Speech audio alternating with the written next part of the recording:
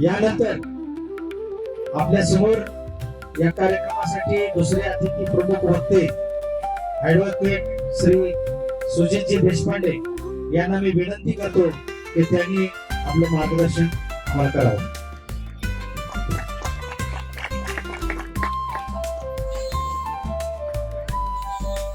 व्यासपीठावर उपस्थित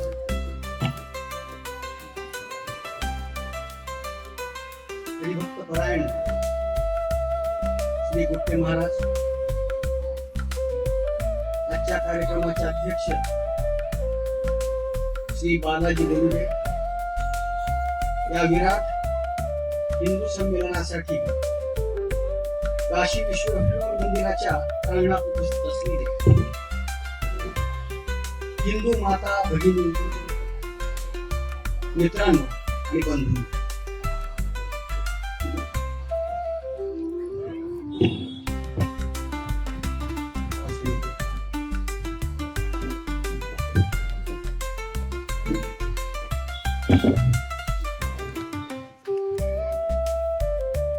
आताच आपण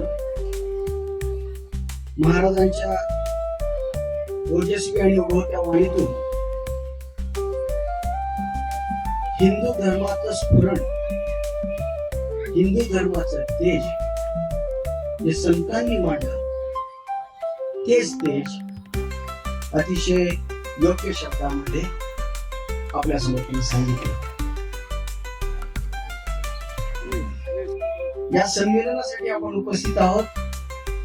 तो हिंदू धर्म समजून घेण्यासाठी 10-20 मिनिटाची किंवा 30-35 मिनिटाचा कालखंड अतिशय अपुरा आहे.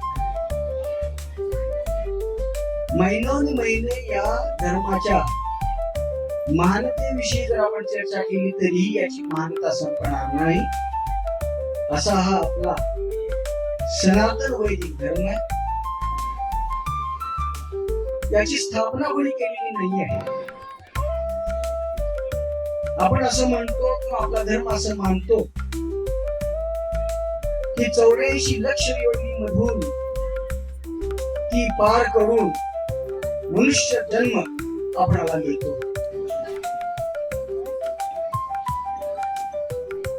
असा मनुष्य जन्म भारतासारख्या देवभूमीमध्ये आणि हिंदू म्हणून ज्याला मिळतो तो खरा भाग्यवान आहे. आपण भाग्यवंत आहोत. आपण भाग्यवंतांची मुलं आहोत.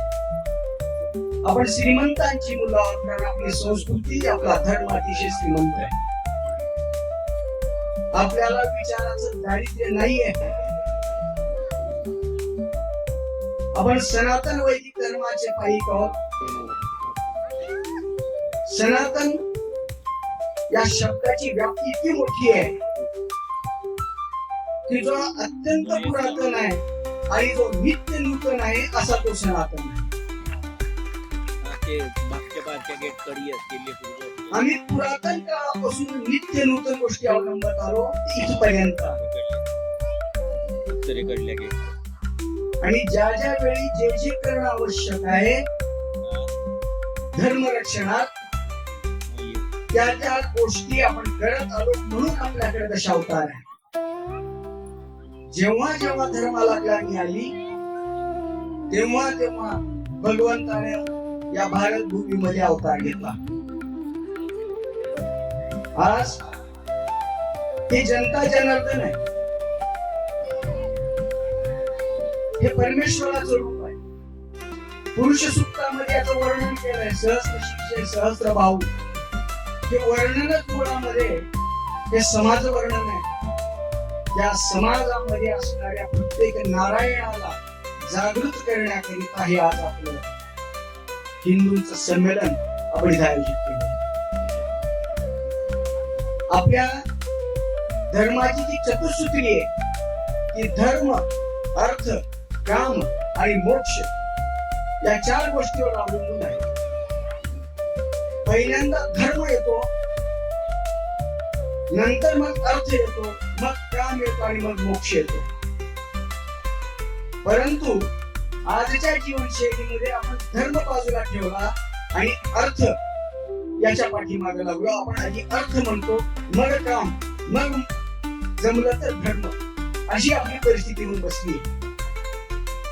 त्याचा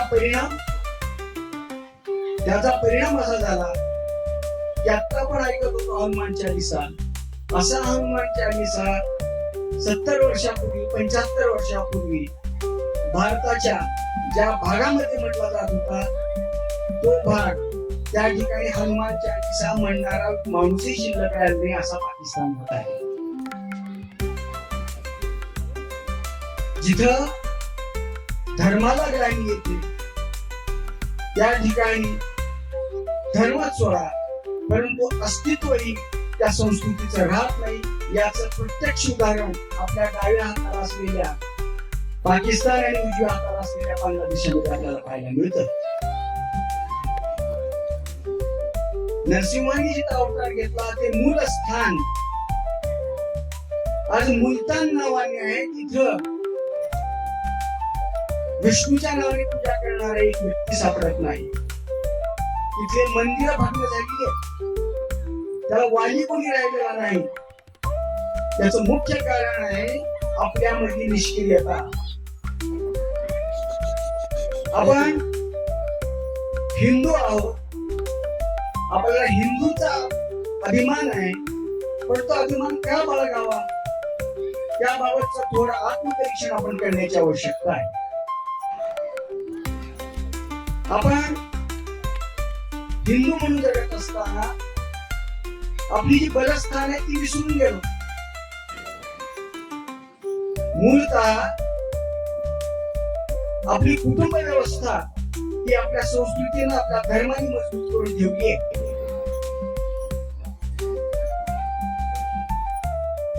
गजनीचा मोहम्मद त्यांनी भारतावर 17 स्वाऱ्या केल्या. सोमनाथाचं मंदिर 17 वेळेस फोडलं, लुटलं. त्याला वाटलं की घाबरून एक मंदिर फोडल्यानंतर इथला समाज धर्म परिवर्तित करेल. काशी विश्वेश्वराचं मंदिर या आक्रांतांनी फोडलं. आमच्या रामाचं मंदिर या आक्रांतांनी फोडलं. जगाच्या इतिहासामध्ये सर्व संस्कृती लोप पावल्या, परंतु हजारो वर्षानंतरही आम्ही आज मोठ्या संख्येने स्वतःची संस्कृती बाळगून आहोत. त्याचं मुख्य कारण आहे हे मंदिर जरी फोडले तरी आमच्या मनामध्ये, आमच्या देवाऱ्यामध्ये आम्ही जपलेले देव आम्ही सुरक्षित ठेवले होते. कारण राष्ट्राचा धर्म हा आमच्या हिंदूचा धर्म कधीच नव्हता. आमचा धर्म हा राष्ट्राचा धर्म होता. ही गोष्ट महत्वाची. आम्ही हिंदू आहोत म्हणून हा हिंदुस्थान. ज्या दिवशी आम्ही या ठिकाणी अल्पसंख्याक होऊ तो हिंदुस्थान राहणार नाही.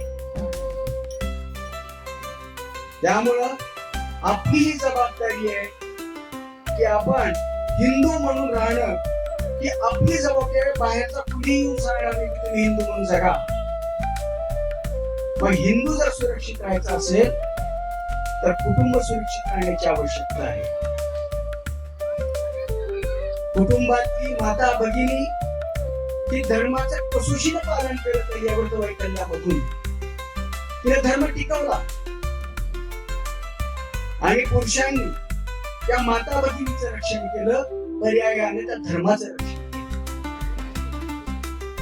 त्यामुळे कुटुंब व्यवस्था जी आपली होती त्या कुटुंब व्यवस्थेला सुरुंग लावण्याचं काम या परकीय विचारवंतांनी सुरू केलं. आपल्याला फक्त इस्लामकडून धोका आहे का?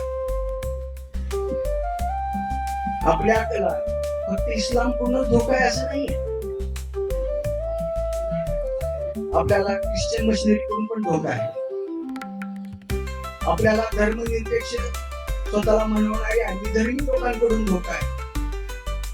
आपल्याला स्वार्थी राजकारणापासून पण धोका आहे. हिंदू नावाच्या वृक्षाला ही चारी बाजूला लागलेली कीड आहे. झाड तेव्हाच टिकतं ज्या वेळेस त्याची स्वतःची जी क्षमता आहे ती मजबूत राहते, तेव्हाच ते झाड टिकतं. अन्यथा त्या झाडाला भिरू लागेल. आपण आपली शत्रू ओळखले पाहिजे. आता प्रत्यक्षामध्ये माणसा माणसात युद्ध होईल, धर्माधर्मात युद्ध होईल अशी परिस्थिती सध्या तरी नाही आहे. परंतु जे युद्ध चाललंय ते बौद्धिक पातळीवर चाललंय, बुद्धिभेदामधून चाललंय. तुम्हाला तुमचाच आत्मविश्वास खलास करायचा आणि तुम्हाला तुमच्या धर्मापासून परावर्तित करायचं, हे ह्या नवीन युद्धाचं शस्त्र आहे. तुम्हाला प्रश्न विचारले जातात, 33 करोड देव आहेत तुमचे. आम्हालाच माहिती नाही की 33 करोड की 33 कोटी आहेत. कोटी या शब्दाचा अर्थ आम्हाला माहिती नाही.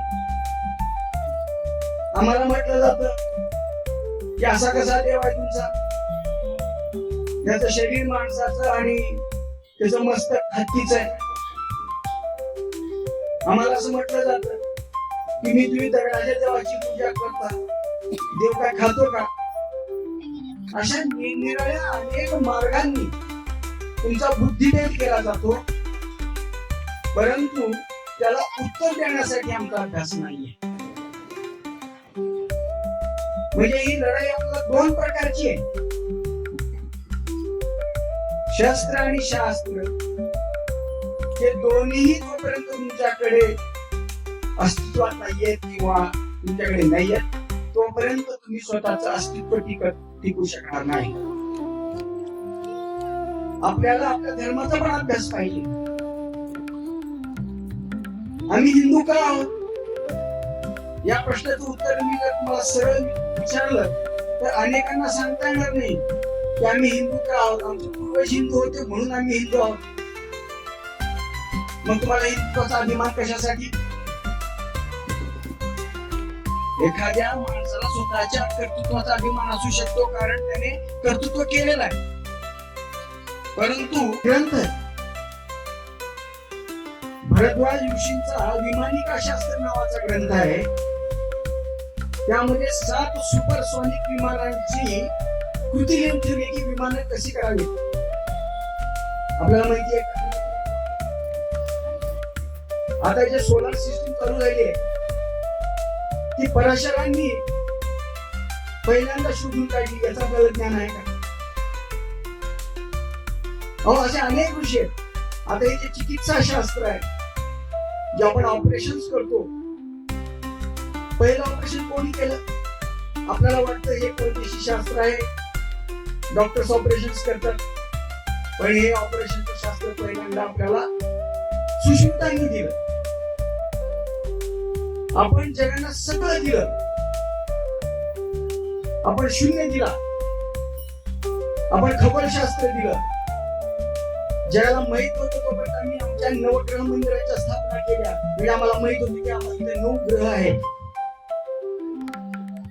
आपण प्रत्येक ग्रहाची परिस्थिती सांगितली, त्याचं वजन माप सांगितलं, सूर्याचं अंतर सांगितलं, प्रकाशाचा वेग सांगितला, ग्रहण कधी लागतं कधी सुटतं हे सांगितलं, पृथ्वीची स्वतःवरती फिरण्याची गती सांगितली. काय नाही सांगितलं आम्ही. मग असे 100 पैकी 100 मार्क घेतलेले विद्यार्थी आपण कोणीतरी सांगितले की तुम्ही मूर्ख आहात आणि आम्ही त्याचा विश्वास ठेवला. आपल्या पराभवाला आपण जबाबदार आहे. कारण आमचा ग्रहपाठ नाहीये आमच्या धर्माविषयी. जोपर्यंत आम्ही आमचा धर्म जाणत नाही तोपर्यंत आम्हाला आमच्या धर्माचा अभिमान वाटणार नाही. साधी गोष्ट आहे. वर्गामध्ये जर गुरुजींनी प्रश्न विचारला तर ज्याला प्रश्नाचं उत्तर येतं तो अभ्यास केलेला विद्यार्थी हात वर करून पुढे येतो आणि त्याने अभ्यास केल्याने ते खाली मान घालून बसतात. ते निर्बुद्ध आहेत का खाली मान घालणारे? नाही, त्यांनी अभ्यास केला नाही. तसा अभ्यास न करणारा हिंदू, स्वतःच्या धर्माविषयी अभ्यास न करणारा हिंदू याला अपमानित व्हावं लागेल.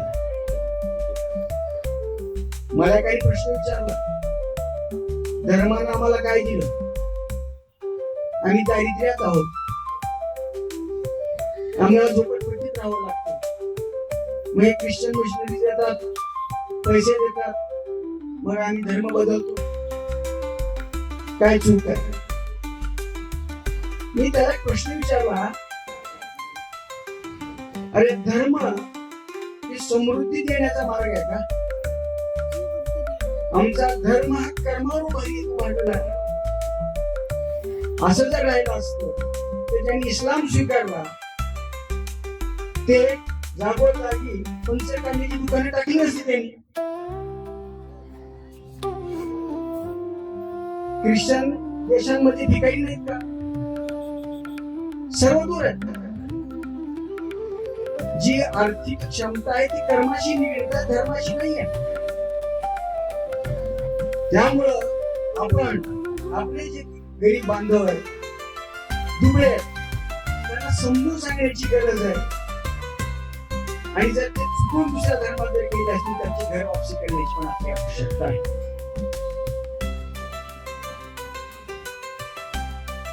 आपण घरापासून सुरू करा. सगळ्यात पहिल्यांदा रस्त्यावरून जात असताना हिंदूचं घर ओळखलं पाहिजे, मुसलमानाचं घर ओळखलं की नाही. असलं का घर असेल ना त्याला भरलं लावलेलं असतं, ओळखी येतं आपल्याला कोणाचं घर आहे. तसं तुमचं घर ओळखायला काय आहे? किती जणांच्या घराच्या समोर तुळस आहे? अहो, घरातून गल्लीतून जात असताना घराच्या समोर तुळस आहे तर समजायचं हे हिंदूंचं घर आहे, आणि त्याच्या घरासमोर तुळस नाही ते काय ख्रिश्चनांचं समजायचं का? मग आता आमची वेशभूषा पालटली, आमची भाषा पालटली, आमचं राहणं खाणं पालटलं, आणि आम्ही म्हणतो दरवर्षी आम्ही हिंदू आहे. अरे तुमच्या वागण्यात हिंदुत्व नाहीये, तुमच्या आचरणात हिंदुत्व नाहीये, तुमच्या बोलण्यात हिंदुत्व नाहीये. मग स्वदेश, स्वधर्म, स्वभाषा याचा अंगीकार कधी करणार? आता नवीन जी पिढी आहे, ही नवीन पिढी ही ख्रिश्चन, सो कॉल्ड ख्रिश्चन मशिनरीकडे स्वतःहून वळली आहे. कारण मुक्त वागायला, मुक्त स्वैराचार करायला त्याचा वाव आहे. परंतु त्यांना माहिती नाही आहे की जे सोपं दिसतं ते महा कठीण असतं. हिसाब नीतीतील एक कथा आहे. दुष्काळ पडला होता आणि बेडकं मरत होती. त्या बेडकाचा जो प्रमुख होता तो म्हणाला, इथे राहिलो तर आपण मोडून जाऊया, आपण चांगल्या ठिकाणी जाऊ. आणि हे सगळे बेडके निघाले जंगलामध्ये उड्या मारत. वाटेत एक पाण्याला तुडून बघितली विहीर दिसली त्याला. सगळ्या बेडकांच्या उड्या मारल्या. जो अनुभवी बेडक होता तो म्हणाला, त्याच्यात जाऊ नका. ते म्हणाले, इथं सुबत्ता आहे, खूप छान वाटतं इथं. तर तो जो अनुभवी बेडूक होता, ज्याला अभ्यासू बेडूक होता, तो म्हणाला, माझ्याबरोबर कोण कोण येते ते चला, हे घातकी आहे, हे फसवी आहे. मोजके बेडक त्याच्याबरोबर निघाली, ते गेले. काही काळानंतर सुकाळ आला, ही बेडकं वापस आली. वाटेत येताना ती विहीर परत लागली. ती विहीर पूर्ण लागलेली होती. त्यांनी विहिरीच्या मध्ये डोकावून पाहिलं तर तिची सुबत्ता म्हणून उड्या मारलेली जी बेडकं होती ना, ती सगळी मेली होती. एकाने विचारलं, इथं सगळे मरण पावले, तुम्ही कसं काय ओळखलं इथं घातक आहे? तिने सांगितलं, या विहिरीला पायऱ्या नाहीये.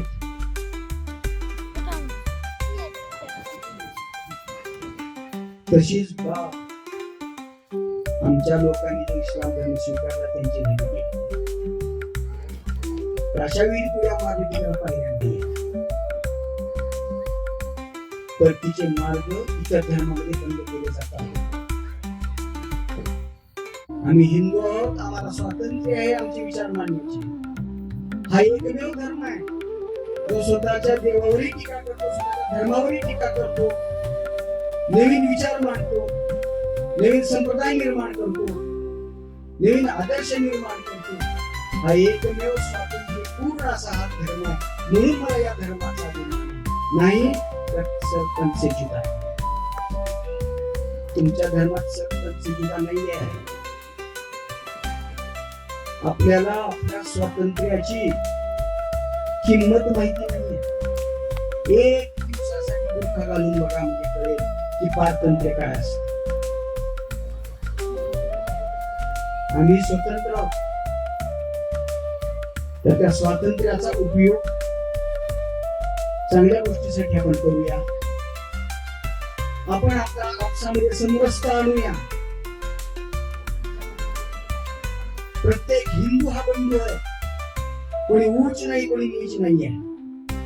अरे आमचा एकच देश आहे, आमची एकच संस्कृती आहे, आमचा एकच धर्म आहे. मग आम्ही जाती भागायचं कशाला? आम्हाला बाहेर कोण मित्र नाही. आम्हीच एकमेकाचे बंधू आहोत, आम्हीच एकमेकाचे मित्र आहोत. एक गोष्ट सांगून मी माझी गोष्ट संपवतो. कौरव आणि पांडवांमध्ये युधिष्ठिर होतं.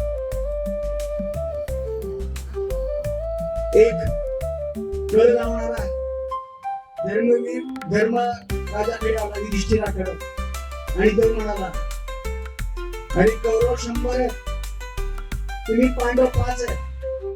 तुमच्या आपसामध्ये जर मतभेद झाले तर तुमचा टिकाव लागणार नाही.